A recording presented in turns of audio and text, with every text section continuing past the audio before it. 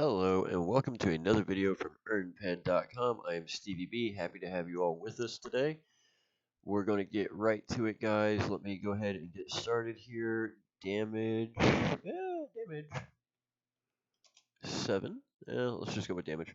We have plenty of sips and smacks for all the haters out there. I got a fresh pot of coffee brewing. Also, to let you guys know in advance, I am using my backup headset. I'm actually literally having to hold it with my left hand as I play and as I speak. I do not know why, but the normal headset that I used to record had a really, really, really bad echo for some reason. So I obviously cannot use that because it was just absolutely horrendous. So I am going to use this one. Bear with me, and we're off to the races. So today I am going to be doing one thing on the game while I'm talking to you guys about another. So today I am manufacturing some damage enhancer 7s, and the reason I am doing that is we have officially got word that Halloween Mayhem is going to be happening here pretty quickly. I'm sure they will give us the official announcement probably within another week and a half to 2 weeks. They usually will announce Halloween Mayhem pretty close to Halloween. You would think they would do it a lot earlier, but they will usually do it about a week before Halloween, and then the competition will usually run until the middle of November. I am not really sure what Mayhem is going to look like because they were revamping the Mayhem system. That's why we did not have Summer Mayhem. So I'm excited to see what the competition is like. Obviously, it's going to be something that's going to require damage enhancers. I've got a ton of damage enhancers all the way up to 7. I was not able to craft level 7 damage enhancers whenever I first got this blueprint, which is a middle of the road to high quality damage enhancer 7 blueprint. Now I can. So since I've got the skills, I'm going to go ahead and crank some of these out so I've got plenty of them when Mayhem rolls around. So a couple of things I want to talk to you guys about today. The first being the hardest part of this game. And the hardest part of this game is not learning everything. The hardest part of this game is not playing the game. The hardest part of this game, to be quite honest, is just being able to turn over your loot and know where your pet is. So I have, for the past week or two, been like, my lord, where is all my money? So I've been doing some VSE skilling. I came down to Planet Calypso, and I just started going through my storage. And the amount of stuff that you will acquire in this game is absolutely ridiculous. Have you guys ever walked into a hoarder house and you're just like, how did you manage to hoard all these things? There's a guy here locally. He's got more money than he can shake a stick at. He's got 3 warehouses full of vintage cars. And when I say vintage cars, I mean these are the only one left of these cars. Like there might have been 10 produced, and this is the only one remaining. And it's actually in a secret location where nobody knows. It just looks like a farm, but it's nowhere near his house. But it's just full of all these cars worth millions and millions of dollars. But in there, there's just stuff. There's like a full bar with backdrop from a saloon from like the 1800s from the Wild West in there. Just stuff like that. Just stuff everywhere. Think of the most overcrowded antique store you've ever seen, and that is more or less what happens in this game to your storage. So I've probably got roughly from the inventory that I just did before I shot this video, I've got like 50 to 60,000 ped just tied up in loot in my storage that I need to sell. So some of this stuff is not high markup stuff. Some of it's, TT food to 102, 103% markup. Some of it is stuff that's exceedingly rare and has exceedingly good markup that I just haven't gotten around to selling. And this is probably a hindrance to players who deposit more versus the free-to-play crowd. When you deposit more, you don't have to constantly turn your loot into ped like a free-to-play or low depot player would. A low depot player, if you've only got 10 ped to work with, you've got to go out, turn it into loot, come back, turn it back into ped somehow to keep going, right? Bigger depot players don't usually have that problem. However, there's a choke point. And that choke point is kind of where I am. I'm at the point where it's like, oh, I've been getting all this high quality loot that I can sell for markup to make my profit. And I've got all this other loot that's just, the run of the mill stuff that you get that you got to move to convert back to ped. And it's just been piling up on me. So I am going to be spending some time selling some of the loot on auction. There will be some videos I will make about certain things that I don't want to sell on auction. I have a very, very rare, probably the last of its kind, blueprint that is a boosted blueprint, which is exceedingly rare to have something that's probably the last of its kind and it be boosted. So you're going to probably get close to your TT value back for every near success you have and a multiplier for every success that you have. It makes a weapon that will probably be the last of its kind in game. And I've got almost all the materials to make it. I'm only missing like one, and I will have it very, very quickly. Needless to say, it is a long list of stuff that you need to make this stuff, and these things were very, very hard to source. So instead of actually clicking it myself, most likely I will be making a video about it and then taking offers from people watching the video. Obviously, I don't use the forums, and it's not something I can sell on auction because I would have to sell the blueprint and all the materials, and I don't have a way to bundle it all together, right? So that's not very helpful. So there's stuff like that that auction just doesn't work for that I will be making videos about in the near future as I go through and try and do some storage cleanup. If you're a lower depot player, obviously you have to go through and start converting stuff and moving along the cycle and loot, sell, loot, sell, loot, sell. If you're a mid to high level depoter, don't get to the choke point. Whenever you've been on a run for 2 to 3 weeks and you've noticed this stuff starting to pile up on you, take a few minutes to just analyze where you are and what needs to be moved and what can be saved for later. If you want to save some of the high markup stuff for later, that's fine. Remember, markups change, so what's rare today might not be rare tomorrow, right? So, that said, I will move on to the actual point of today's video. I actually shot this video the other day, and it was really, really bad. The echo from the headset was just horrendous. So I decided to just scrap that video altogether, hence why I'm using this headset. So the video that I made the other day, I actually shot it on Planet Arkadia before I came back to Planet Calypso. It is how to be the most expert professional fruit walker in game. So back in the day, if you wanted to fruit walk, you literally had to walk. And I had a friend named Jesse who was probably the most OCD person I've ever met. Jesse, if you're listening, hey girly. This woman literally would walk. You could not run all over the place, and she would just pick up fruit. And she did this constantly. She didn't hunt. She didn't mine. She didn't craft. It's all she did.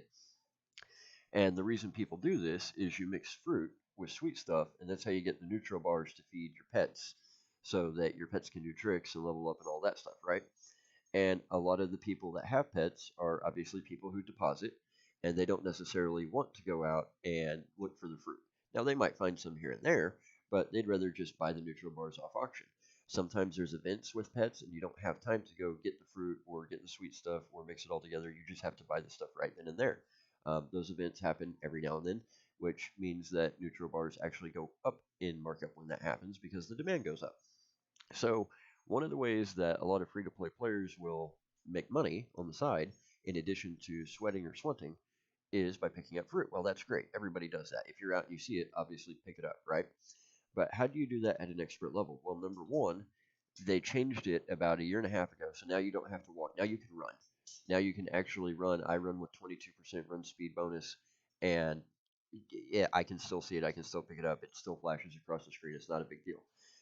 If you're going to be fruit walking, you want to set your graphic settings to either low or even safe mode, because in the higher graphic settings, you've got a lot of bushes, you got a lot of grass, you got a lot of plants, you got a lot of trees. It's kind of hard to see the fruit sometimes. So that's one of the reasons I do keep my graphic settings to low or safe mode, is simply so that I can see what's on the ground that pops up from the game, not all the pretty decorations. And I'm sorry if you guys can hear Pixie in the background freaking out. My sister and my mom and my niece just came in. I guess they were bringing me lunch because I decided to stay here and make a video instead of going out with them, because it's just one of those days. So Pixie's kind of freaking out in the background. So keep your graphic settings to low or safe mode to be able to see the fruit. Running is fine. But where do you go? Well, most people will just go all willy-nilly all over the place, and they just see it where it is when it happens to pop up. And that's fine. You can do that. I do that. If I'm out hunting or if I'm out mining and it pops up, cool. I'm not going to actively go searching for it. But what if you are? What if that's how you're making your money? What if that's your side hustle as being a fruit walker? Well, go somewhere people don't normally go. And I can tell you from experience, you are going to have better results than normal. So I'll give you an example. The other day, when I was on Arcadia shooting this video, I was in the Arkadia Underground. Now, the Arcadia Underground is a tax land area full of mobs that range from level 5 to like level, I don't know, 80 or something, where hunters will go. They have to give up 5% of their loot as tax, but they go there hoping for rare loot like nanites, right? Well, not a lot of people go there, and there's not a lot of hunters going in there doing it. There's enough to make the deeds worth having, but it's not like as many people as you would find on Planet Calypso at, let's say, Camp Icarus, right? It's very, very few people. They come and they go, but it's not huge crowds. And there's a couple of miners that go in there hoping for a Hall of Fame or an all-time high. But again, it's not like you would see at a normal non-tax popular area like Twin Peaks. So while I was in the Arcadia Underground, I was doing some hunting, and I was just coming across fruit left and right. And it's not because it's got a higher spawn rate. It's not because it pops up more often in that area. It's because when it does pop up, there's nobody there to pick it up. There's nobody there to take it off the ground. So I probably got a solid 4 to 5 times as much fruit at Arcadia Underground in 2 hours as I would usually get in probably a solid week playing the game outside of Arcadia Underground in a regular populated area.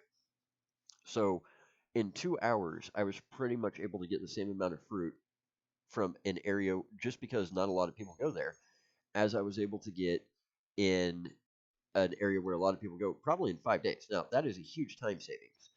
So you can do this in all kinds of places. Another good place to do this is Ashy Rig, the oil rig here on Planet Calypso. And you might think that's weird because it's a popular place to be. A lot of high-level players like to go there, right? But think about it. Do they actually go to the oil rig? Yes, but how did they get there? They don't walk, they don't run. They TP into Ashy Teleporter. I'll pull it up on my map for you. So, Ashy Teleporter is here. This little dot right here. That's Ashy Teleporter. The oil rig is over here in the PvP area, this orange circle. It's kind of here-ish. Right about here-ish is where the oil rig actually is. It's kind of just past halfway in and a little bit to the left of center. So that's about where the oil rig is. See all this area between the orange circle and the rig, all this line right here? Do you think the Ubers walk or run to Ashy Rig? What about this distance from the circle here to where the oil rig actually is over here? Do you think they walk or run there? No. You know what they do? They either fly or they teleport directly from the Ashy teleporter to the rig itself or close to it, right? So a while back, I was doing some mining in the PvP area because it's a non-lootable area, that particular PvP area. And when I got done with my run, I was really overloaded with a lot of mining gear. I had a lot of loot on me. I was bogged down and I could barely walk. And I was just multitasking, doing a few other things. So I was like, you know what? I'm not even going to bother. I'm just going to set him to just walk this general direction because the teleporter is that way and that's where I want to go. And I'll just kind of keep an eye on the screen. So he starts walking. No more did I get out in the PvP area in a straight line headed toward the teleporter. And there was fruit everywhere. It was like a fruit patch. In fact, I got a hold of Jesse, the one that I told you is the most expert fruit walker I've ever met. And I said, holy crap, there's actually like a whole fruit patch here. Just patch of fruit, fruit here, fruit here, fruit here, fruit here. So I pick it all up. I walk a little ways further. Guess what I find? Patch of fruit. Fruit here, fruit here, fruit here, fruit here. Pick it all up. It was like it spawned in probably a 5 meter radius, and there was like 4 or 5 spawns of it, all right there, like literally like a fruit patch, which you never see in game. Woo woo, global, nice. Um, so the reason being is, again, it's not that it has a higher than normal spawn rate, it's that it spawns and nobody ever picks it up because the Ubers are either flying or teleporting right over that area and low and depot and free to play players aren't walking in that area. Nobody really is. So therefore, it just kind of piles up until somebody comes and picks it up. So I have been to that spot 3 or 4 times, and almost every time I go, there's just a fruit patch there. I can tell you for a fact, if you go into lootable PvP, there's fruit everywhere. Now, it's not going to be like a literal giant field of fruit where you can just pick it up and make money to offset the tox shot should you get shot, because those tox shots are 5 pet apiece, right? But there is a much higher amount of fruit in lootable PvP than outside. Well, why do you think that is? Well, I can tell you why it is. It's very easy. Not a lot of players go into lootable PvP. And the players that go into lootable PvP are not going into lootable PvP looking for fruit. I promise you that. Now, if you're a low or free to play player, I'm not suggesting go into lootable PvP. First of all, never take any lootables with you in there. Second of all, remember that tox shot costs 5 pets. So if you take a 5 pet tox shot and you go in there to get fruit and you get shot, you're going to have another 5 ped tox shot to uh, go back in. And the fruit can be looted from you. So if you get shot and you die, you probably just lost all the fruit you picked up too. So if you're going to do it, it's one of those things: go in, go out, go in, go out, run in. If you find some fruit, cool, run back out. Time versus money, right? It would be better to go in, pick up one piece of fruit, run out safely, and get it into storage, run back, try and get another piece of fruit, run back to storage and do it safely, than to scoop up, 4 or 5 ped worth of fruit, get killed, and somebody just loots it from you. And it's another Uber with an Uber weapon that magically took your fruit. And they're probably going to be mad that they even got your fruit. They're probably going to be like, man, I didn't want no fruit. I want actual loot. Even though fruit is lootable, right? Or it should be. I'm pretty sure fruit's lootable. But anyway, point being, go to places where most people do not go, where people are not willing to go or not wanting to go, or that do not seem popular or obvious if you're looking for fruit. And you're much more likely to find more fruit more often. You're not necessarily going to get a larger amount. You're not magically going to find 5 pit of fruit in one drop, because the game's just not going to spawn that, right? But you might find fruit more often than you would otherwise. Also, most players playing today do not know this, but when I very first started playing Entropia roughly about 3 years ago, you could actually put things on the ground. So there would be guys at Camp Icarus that would put ped on the ground right by the road, like tin peck, or they would spawn, one oil. I remember one of the very first times I was ever at Camp Icarus, I kept finding oil that kept spawning on the road, right where the road meets Icarus. And I was running around like a chicken with my head cut off, trying to figure out how it was happening. And of course, there's an OG player standing up on the hill laughing just hysterically, because what he was doing is he was taking one oil out of his inventory and just putting it on the ground, and I would find it. And he knew that I thought the game was spawning it because I was a noob. So I'm running around like a chicken with my head cut off. So then he'd take another oil a couple minutes later and he'd put it somewhere else just to confuse me, just to screw with me. People used to do stuff like that all the time. And one of the reasons that you can no longer do that is it was such a prevalent thing. Um, and it wasn't necessarily malicious. There were people that would have dance competitions on the steps at Icarus and stuff like that for pet. But the problem is, with thousands and thousands and thousands of players, with the amount of people that were spawning things on the ground, it was causing massive amounts of server strain, which was slowing the game down and causing problems for Mindark. So Mindark changed it so you can no longer do that. However, if somebody spawned something on the ground and left it there, it is still there. Just because Mindark made it that it could no longer be placed there, it did not automatically remove this. And I know this for a fact because I was on, what planet was it? I want to say it was Next Island. In fact, yes, it was. Was it Tulun? Wasn't Tulun. It had to be Next Island. I'm pretty sure it was Next Island. And I was there. I think it was for the event that they screwed up with the Laura pet, where it was supposed to be tameable, and then magically after the event was over, it wasn't. I think I was there for that. So it was after the update. It was well after the update where you couldn't put stuff on the ground anymore. And it was like my first time on Next Island, so I was trying to get all the teleporters, and I was also trying to do a couple different missions and check out a couple of things that I wanted to check out to see if the information was still good or to see how the loot was. And I was way away from everybody else. I was way up north into the west side of the map, it kind of in the middle of nowhere.